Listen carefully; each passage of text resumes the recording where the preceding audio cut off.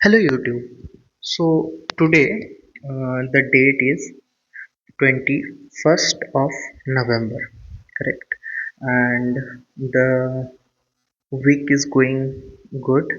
We are done with all this and आज का जो टेस्ट है उसका बात कर लेते हैं पहले and then we'll move to active recall part. Okay. So in today's test, the test was about unemployment, correct? Okay. So the in the test, out of 50, the result shows that I have got 45.33. Okay, I will explain it. सबसे पहले तो एक unattempted question था. It was factual question. मुझे उसके बारे में कुछ नहीं पता था and I don't exactly remember कि नोट से था कि नहीं था, बट मुझे उस पॉइंट पे याद नहीं था and I didn't find time to analyse it today. तो आई विल कभी I will tell you guys. ठीक है. ओके, नेक्स्ट जो हम लोग देखते हैं दैट जो एक इनकरेक्ट आंसर है. ओके, तो the reason behind that is वो रॉन्ग आंसर की था. ठीक है. I am trying to remember the question. हाँ, the question was about usual status, subsidiary status unemployment. ठीक है. तो जितना मुझे remember, if I remember correctly, Shivan sir ने क्लास में बोला था कि to be for a person to be usual status, subsidiary status unemployed, the person first has to be in labour force and for the person to be in labor force the person must seek work for more than 183 days. ठीक है.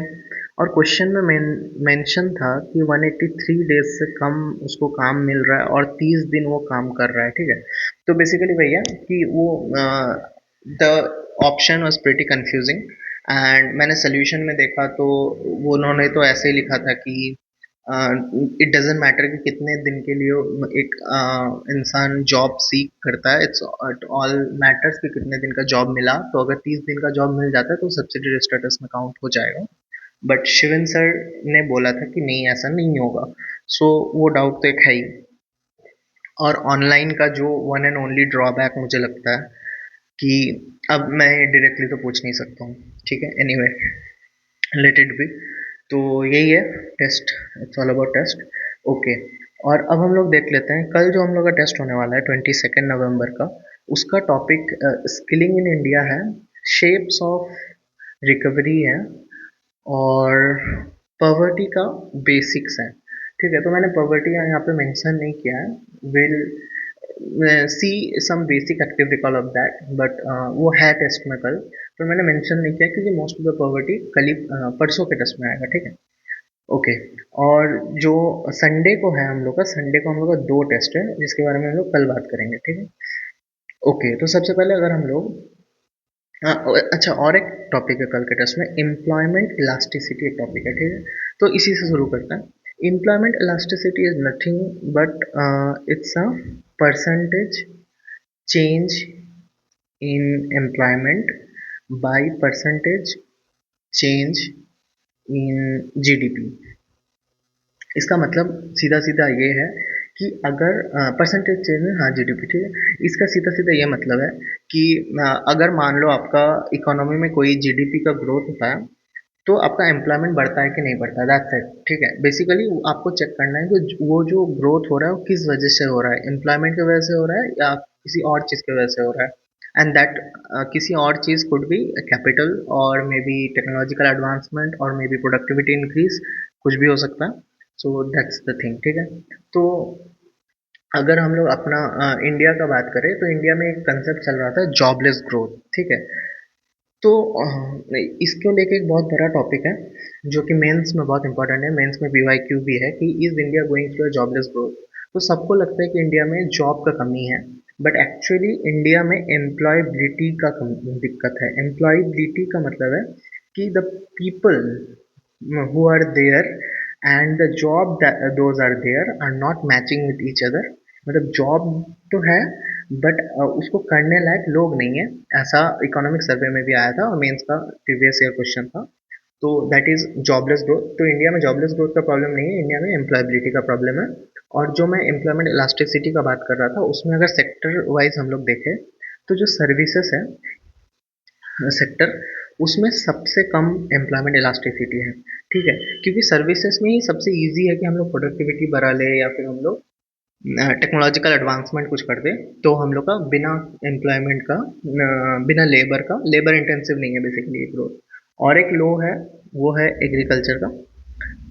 Agriculture में भी लो है employment elasticity.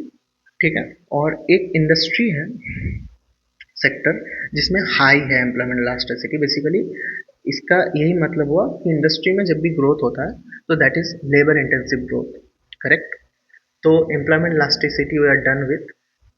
ठीक है, अब हम लोग देखेंगे shapes of recovery. Shapes of recovery basically काफ़ी इंट्यूटिव है, कि जैसे कि अम, एक शेप मैं दिखाता हूँ। ठीक है, मान लो ये शेप है वी शेप। ठीक है, इससे क्या पता चल रहा है कि इकोनॉमी डिप हुआ और पूरा का पूरा ठीक हो गया। इसमें पढ़ने का कुछ है नहीं खास, इट्स वेरी इंट्यूटिव। ओके, और एक मैं शेप दिखाता हूँ, इट्स एल शेप। ठीक है, एल शेप में क्या होता है कि इकोनॉमी डाउन हुआ और ऐसे ही रह गया और रिकवर नहीं हुआ। ठीक है, और एक होता है के शेप्ड। के शिफ्ट से क्या दिख रहा है कि एक कोई सेक्टर तो इम्प्रूव हो गया, रिकवर हो गया, एक सेक्टर नहीं हुआ। इट्स प्रीटी इंट्यूटिव, उतना कुछ खास इंपॉर्टेंट है नहीं। ओके, अच्छा, हम लोग फैक्चुअल चीज़ों पे कम ध्यान देंगे, हम लोग कंसेप्चुअल चीज़ों पे ज़्यादा ध्यान देंगे, और हम लोग एक टाइम मिलने से एक फैक्ट शीट बनाएंगे, जो कि हम कितना भी ट्राई कर ले, प्रीलिम्स के पहले हमें वो पढ़ के जाना ही होगा। ठीक है, अभी हम लोग के लिए पॉसिबल है कि हम लोग माइक्रो इकोनॉमिक्स का कंसेप्ट समझ ले, अभी हम लोग के लिए पॉसिबल है कि हम लोग मैक्रो इकोनॉमिक्स का कंसेप्ट समझ ले, बट हम लोग के लिए पॉसिबल नहीं है कि हम लोग सारे के सारे फैक्ट्स जो है इकोनॉमी में, मिनिस्ट्रीज है, फैक्ट्स है, ये सब अभी अभी रट ले और पूरा प्रीलिम्स से याद रह जाए, ऐसा मेरे लिए तो एटलीस्ट पॉसिबल नहीं है। They will have to deal with that before prelims only. Got it. अब आ जाते हैं हम लोग आज का main topic, skilling in India. ये काफ़ी फैक्चुअल टॉपिक है। ठीक है, बहुत सारे इसमें मिनिस्ट्रीज हैं, बहुत सारे इसमें फेजेस हैं, तो ये थोड़ा सा मुझे प्रॉब्लमेटिक लगता है। तो इसमें बेसिकली एक दो पार्ट में डिवाइड हो जाएगा स्किलिंग इन इंडिया। एक हो जाएगा बिफोर 2014 और एक हो जाएगा after 2014। Correct. And after 2014 and before 2014 में ये डिफरेंस है कि जो हम लोग आफ्टर, बिफोर वाला मुझे उतना अच्छे से याद नहीं है, आफ्टर वाला का अगर याद करें। और एक चीज़ मैं पहले बता देता हूँ कि आज का जो टॉपिक्स है ना, ये काफ़ी फैक्चुअल टॉपिक्स है and I am not very good at it. ठीक है, तो मुझे जितना एक्टिव रिकॉल हो पाएगा मैं उतना ही करूँगा, मुझे उतनी अच्छे से ये टॉपिक्स नहीं आते। ठीक है। ओके, आफ्टर 2014 में क्या है कि एक मिनिस्ट्री ऑफ स्किल डेवलपमेंट और एंटरप्रेन्योरशिप जो है, MOSDE, ministry of skill development entrepreneurship. ठीक है, इसके अंदर आपका आता है सारी चीज़ें। ठीक है, इसके अंदर अब जो अभी हम लोग का करंट स्किलिंग आर्किटेक्चर है इंडिया का, अभी हम लोग का जो करंट स्किलिंग आर्किटेक्चर है, वो है आपका तीन मिनिस्ट्री के अंदर आता है। ठीक है, एक हो गया ministry of human resource development. ठीक है, एक है मिनिस्ट्री ऑफ रूरल डेवलपमेंट, और एक है ministry of skill development and entrepreneurship. ठीक है, ह्यूमन रिसोर्स डेवलपमेंट में NCERT आ जाता है, AICTE आ जाता है, डिपार्टमेंट ऑफ स्कूल एजुकेशन आ जाता है, डिपार्टमेंट ऑफ हायर एजुकेशन आ जाता है, ये सब हो गया। ठीक है, ओके। उसके बाद आता है मिनिस्ट्री ऑफ रूरल डेवलपमेंट। ठीक है, मिनिस्ट्री ऑफ रूरल डेवलपमेंट में आता है दीन दयाल उपाध्याय ग्रामीण कृषक योजना, ये आ जाता है। और एक हो जाता है आपका ministry of skill development and entrepreneurship. यही है मेन हम लोग का स्किलिंग वाला पार्ट। इसमें DGT एक आ जाता है, एक MCVT आ जाता है, और एक NSDC आ जाता है। ठीक है, शिवन सर ने ये क्लास में बहुत अच्छे से एक्सप्लेन किया था कि कैसे कैसे ये पूरा चीज़ है, पर मुझे उतना अच्छे से याद नहीं है। करेक्ट। ओके, तो स्किलिंग वाला में अगर हम लोग कुछ कुछ चीज़ें देखें कि जो हम लोग का स्किलिंग का जो टारगेट है, तो उसमें हम लोग क्या करेंगे कि हम लोग शॉर्ट टर्म ट्रेनिंग देंगे। ठीक है, शॉर्ट टर्म ट्रेनिंग कौन देगा? बाई ट्रेनिंग सेंटर्स में दिया जाएगा। ठीक है, और प्राइवेट प्रोवाइडर से भी दिया जाएगा, या फिर स्किल हब में दिया जा सकता है, या फिर कौशल विकास केंद्र होगा उसमें भी दिया जा सकता है। ठीक है, और हम लोग इसके साथ साथ क्या करेंगे, रिकॉग्निशन ऑफ प्रायर लर्निंग करेंगे हम लोग, ठीक है। इसमें क्या होगा कि मान लो किसी कोई प्लम्बर है, ठीक है।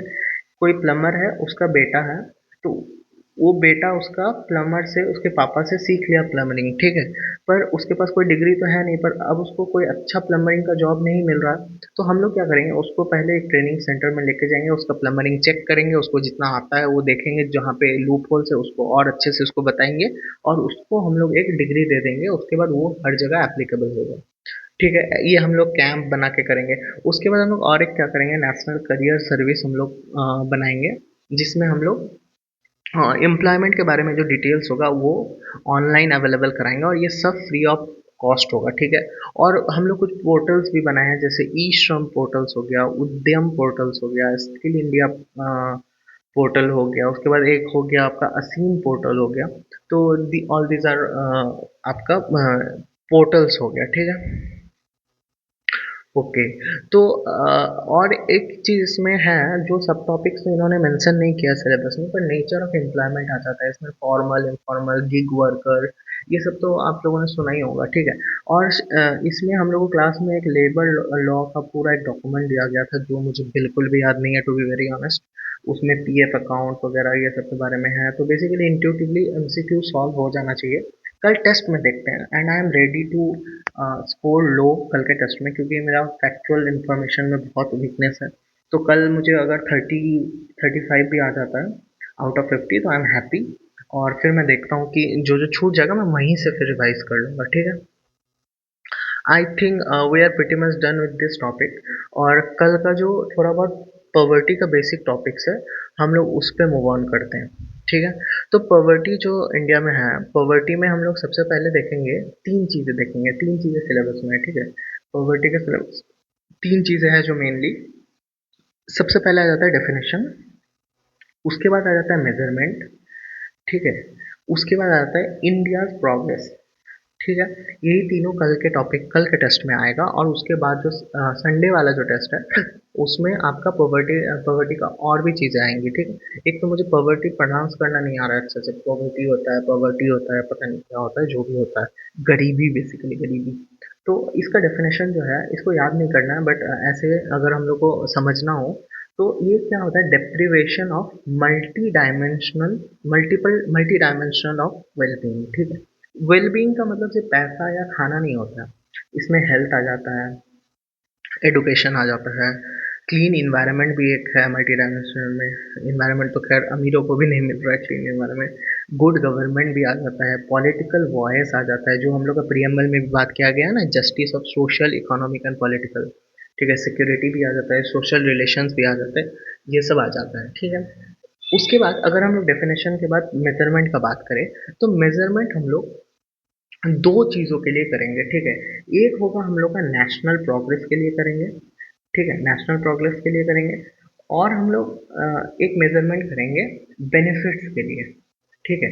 तो बेनिफिट्स में हम लोग, जब बेनिफिट्स के लिए हम लोग आइडेंटिफाई करेंगे, मेजरमेंट करेंगे, तो यहाँ पे हम लोग गलती नहीं कर सकते हैं, क्योंकि अगर हम लोग यहाँ पे गलती कर दिए, एक्सक्लूजन एरर या फिर इंक्लूजन एरर, मतलब गलती से किसी को इंक्लूड कर लिया या फिर गलती से किसी को एक्सक्लूड कर दिए, तो यहाँ पे बहुत बड़ा मैटर हो सकता है उसकी वजह से, ठीक है। पर नेशनल प्रोग्रेस में यहाँ पे भी गलती नहीं करनी है ऑब्वियसली, पर अगर गलती हो भी जाए थोड़ा सा, कि मान लो 3.4 आना था, उसकी जगह 3.5 आ गया, तो उतना कुछ मैटर नहीं करेगा। बट अगर बेनिफिट देते टाइम 10 लोग छूट जाते हैं बेनिफिट मिलने से, तो वो बहुत बड़ा मैटर है, ठीक है। तो ये हो गया मेजरमेंट का। अच्छा, अब हम लोग अगर मेजरमेंट हम लोग को करना होगा पॉवर्टी का, तो हम लोग कैसे मेजर करेंगे कि कौन गरीब है। इसका मेजर करने का तीन ही तरीका हो सकता है, या तो हम इनकम से कर ले, या तो हम वेल्थ से कर ले, या तो हम एक्सपेंडिचर से कर ले, कि कौन कितना अर्न करता है, कौन कितने वेल्थ होल्ड करता है, और कौन कितना खर्च करता है। तो इनकम वाला में क्या प्रॉब्लम है कि कोई, अगर जब हम लोग सर्वे करने जाएंगे, तो ऑनेस्टली कोई बताएगा नहीं अपना इनकम, ठीक है। या तो कोई जबरदस्ती ज्यादा बताएगा, या तो कोई जबरदस्ती कम बताएगा, तो हमें प्रॉब्लम हो जाएगा। वेल्थ, किसके पास कितना वेल्थ है कोई क्यों ही बताएगा किसी को। पर अगर हम लोग एक्सपेंडिचर पूछने जाए कि आपका दिन में क्या क्या खर्च होता है, तो ये बताने में उतना किसी को दिक्कत नहीं होगा, क्योंकि जैसे मान लो हम लोग कॉफी पीते हैं, ठीक है। अब जैसे मैं, तो एलन मस्क जो है, जो रिचेस्ट पर्सन है वर्ल्ड का, और जो मैं हूँ, ठीक है, जो अपने माँ बाप के पैसों पे जीता है, उसका, मेरा और एलन मस्क का कॉफी कंजम्पशन में क्या ही डिफरेंस होगा। ठीक है, वो कितना भी पैसे वाला हो, दिन में वो 2 कप ही कॉफी पी सकता है। करेक्ट। तो एक्सपेंडिचर से हम लोग का मेन मतलब वो पता चल पाएगा। ठीक है, मेजरमेंट का हम लोग का जो तरीका है वो पता चलेगा। अब हम लोग इसमें क्या करेंगे, हेड काउंट रेशियो देखेंगे। ठीक है, कि कितने लोग पुअर हैं, और हम लोग ये देखेंगे कि जो पुअर लोग हैं उनमें से डेप्थ क्या है पुअर का। ठीक है, पॉवर्टी का डेप्थ क्या है। ठीक है, और इसको हम लोग देखेंगे पॉवर्टी गैप से, और हम लोग देखेंगे स्क्वायर्ड पॉवर्टी गैप से। ठीक है, ओके। तो इसके बाद जब हम लोग बीपीएल चेक करेंगे तो हम लोग क्या करेंगे, एक एक पॉवर्टी लाइन बास्केट बनाएंगे। ठीक है, जो हम लोग इसमें बेसिक चीज़ें डाल देंगे, जैसे फूड डाल देंगे, हाउसिंग डाल देंगे, क्लोथिंग डाल देंगे, ये सब हम लोग का आ जाएगा पॉवर्टी लाइन बास्केट में। और फिर हम लोग देखेंगे कि ये चीज़ें कौन कौन लोग वो कर पाते हैं। ठीक है, कि कौन कौन एक्सेस कर पाते हैं। ठीक है, ओके। हम लोग का जो वो था, इंडिपेंडेंस के बाद हम लोग का बहुत सारा कमेटी बना था। ठीक है, जो सारे कमेटी का नाम तो मुझे थोड़ा बहुत याद है, बट उनके बारे में डिटेल में तो बिल्कुल मुझे याद नहीं है। ठीक है, पर वही कोई कोई बोल रहा था कि फूड के बारे में, कोई कोई बोल रहा था कैलोरीज के बारे में, कोई कोई और कुछ कुछ ये सब बोल रहा था। पर मुझे इतना पता है कि जो अभी मतलब सबसे पहले हम लोग का दांडेकर एंड रथ कमेटी था, उसके बाद वाई के अलग कमेटी था, इसके बाद मोस्टली लकड़ा वाला कमेटी था, उसके बाद तो सुरेश तेंदुलकर और रंगराजन। ठीक है, रंगा में तो अभी हम लोग एट प्रेजेंट सुरेश तेंदुलकर जो कमेटी था उनके अकॉर्डिंगली हम लोग पॉवर्टी देखते हैं। ठीक है, इसमें क्या करते हैं हम लोग, इसमें हम लोग कैलोरी कंजम्पशन के ऊपर हम लोग नहीं डिपेंड करते हैं। ठीक है, इसमें हम लोग एक्सपेंडिचर पे देखते हैं कि वो लोग कितना एक्सपेंड करते हैं, एक्सपेंडिचर करते हैं। ठीक है, और ये बहुत सारा ब्रॉड चीज़ें भी कवर करते हैं कि हेल्थ, एडुकेशन, ये सब अ, वो लोग एक्सेस कर पा रहे हैं कि नहीं कर पा रहे हैं। ठीक है, उसके बाद एक मिक्स्ड रिकॉल पीरियड हमने निकाला। हमने रिकॉल पीरियड चेंज कर दिया कि हम लोग पहले जब पूछते थे तो हम लोग बहुत पहले का पूछते थे कि 1 साल पहले का, या फिर तो वो याद करने में प्रॉब्लम होता था। तो अब हम लोग उसको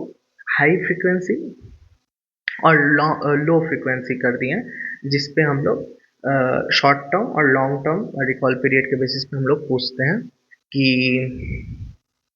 कैसे कैसे क्या क्या पॉवर्टी का चीज़ें हैं। ठीक है, उसके बाद और एक चीज़ है कि अगर ₹5000 पर house hold consumption expenditure per month अगर होगा, तो ये हम लोग का पॉवर्टी लाइन के अंदर या बाहर का जो बॉर्डर लाइन होगा वो होगा। ठीक है, और गाइस जैसे कि अगर कोई लास्ट एक्टिव रिकॉर्ड देखा होगा तो उन्होंने देखा होगा कि मेरा फ्लुएंसी जो कंसेप्चुअल टॉपिक्स का था वो बहुत ज़्यादा था, पर जैसे ही फैक्चुअल टॉपिक्स आया है, जैसे पॉवर्टी है, अनएम्प्लॉयमेंट है, इसमें मेरा फ्लुएंसी थोड़ा कम हो गया, because I am my self not that good in this topics. ठीक है, अभी तक जो मार्क्स आए हैं टेस्ट में, ठीक है, जैसे इसमें 48, 46, 50 आउट ऑफ 50, 50 आउट ऑफ 50, ये सब कंसेप्चुअल टॉपिक्स का आया है।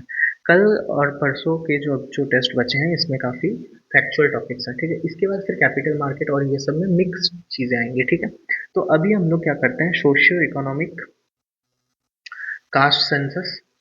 ठीक है, और हाउस होल्ड एक्सपेंडिचर सर्वे हम लोग करते हैं, उसके बेसिस पे भी हम लोग देखते हैं कि क्या क्या है। ठीक है, और तो मुझे अभी कुछ खास याद नहीं आ रहा है, तो यही सब है चीज़ें मेनली। उसके बाद मैं कल भी देखता हूँ, क्योंकि पॉवर्टी का मेनली सवाल कल के टेस्ट में आने वाला है, परसों के टेस्ट में आने वाला है, तो मैं देखता हूँ इसको थोड़ा और इम्प्रूव करने का ट्राई करता हूँ मैं। ठीक है, और एक चीज़ मैंने नोटिस किया है कि जैसे ये एक्टिव रिकॉर्ड मेरा कंप्लीट हो जाता है ना, उसके बाद मुझे पॉइंट्स याद आते हैं कि अरे ये भी बताना था। एक तो रिकॉर्डिंग करने का थोड़ा सा एक प्रेशर होता है।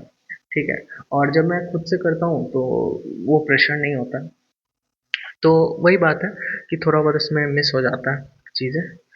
तो I think we are done. बाकी जो चीज़ें हैं वो काफ़ी फैक्चुअल है, वो मैं कल खुद ही गलत करूँगा। तो या that is it for today. Keep smiling.